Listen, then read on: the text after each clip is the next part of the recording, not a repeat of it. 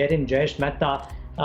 He joins in right now with his thoughts on what this move could mean over the long term. Viewers, trust me, this should be viewed very, very positively. Jayesh, how are you reading into this move? The first of the steps to get India included in the global bond indices? Yeah, this has been a long time talk. Actually started in 2013. Of course, that time the requirement by the guys who manage index was very different. But over a period of time, I think there is a view that a single stock with no restriction can also be part of the index. And, getting 5 stock, I think the market was expecting sometimes in next 6 months or so, maybe 1 or 2 stocks or maybe 3 stock securities.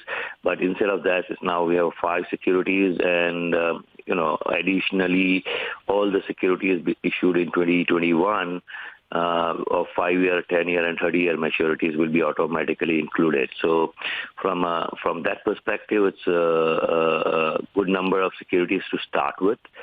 And now we have to see among the 2 global index, guys who are the one who is going to include it quickly.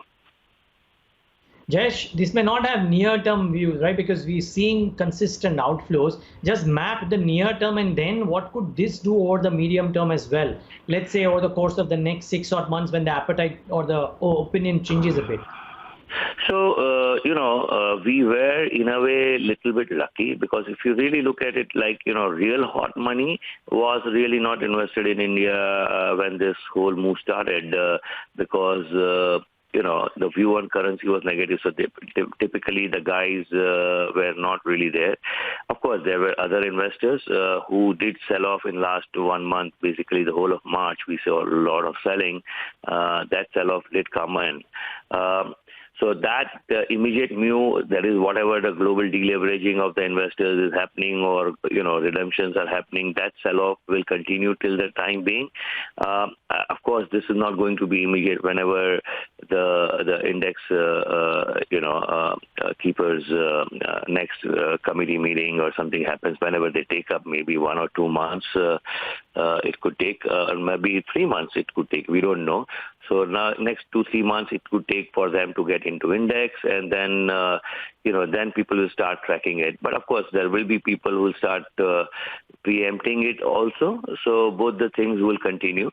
But yes, as timing wise, I would say we would see real good flows maybe 4, 5, 6 months down the line, not immediately.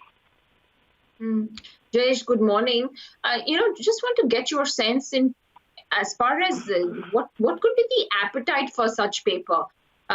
While they've opened it up under the FAR, is there enough and more appetite, and were people waiting on the sidelines for this opportunity to invest in the Indian bond market?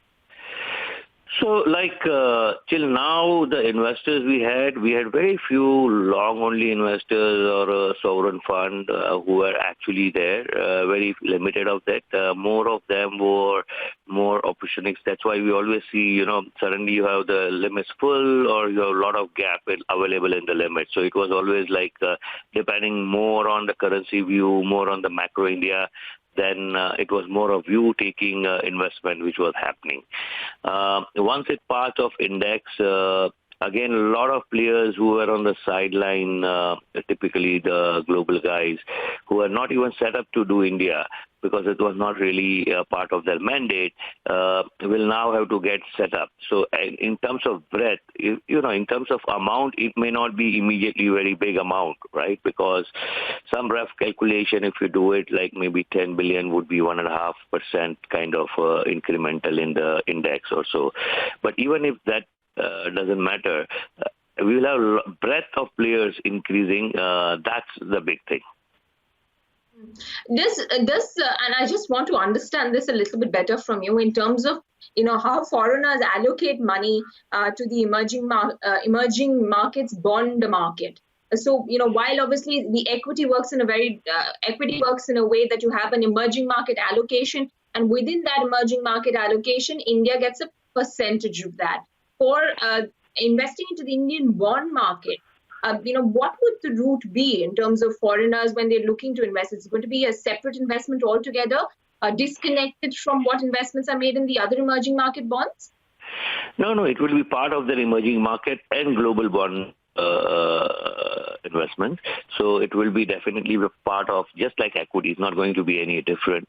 And that's where, you feel that there is some sticky money which is going to be there, because once, you have some X weightage in the index, typically, even if you have a negative view, you might have some X minus some position, but you'll never go to zero. And similarly, when you have a very bullish view on India, you will have X plus position in that situation. But more than that, that's all on the incremental amount or something. But I think it is more to do with, number of players. You see, today, a lot of global players were not even set up to trade India. I think what this is gonna change is at least people will set up to trade India, and depending on the weightage, if it is very nominal weightage, naturally people are gonna ignore it, right? It is gonna be a rounding error and stuff like that.